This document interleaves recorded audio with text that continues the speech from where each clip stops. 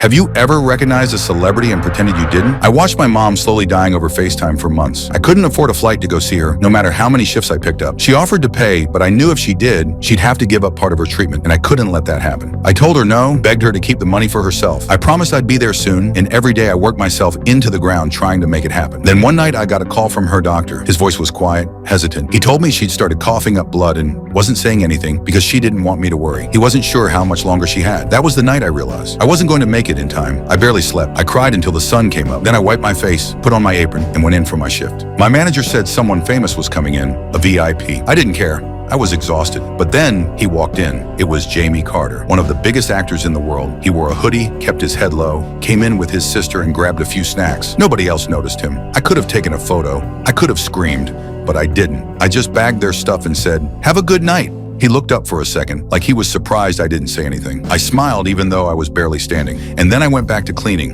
When they left, I found something in the tip jar, a folded napkin. Inside was a $1,000 bill and a note that read, "Thank you for the respect. I hope whatever you're fighting for, you win." My hands started shaking. I didn't even cry. For a second, I thought it was a mistake. I nearly chased him out the door, but he was already gone. I couldn't breathe. I just stood there holding the receipt like it was a lifeline. That night after my shift, I bought a ticket for the next flight out. Called my mom and told her I was coming. When I got to the hospital, I ran through the hallways until I found her room. I made it in time. I got to hold her hand. I got to tell her I loved her. I got to say goodbye. Because of him, I had 20 minutes left with my mom and hug her one last time before she passed.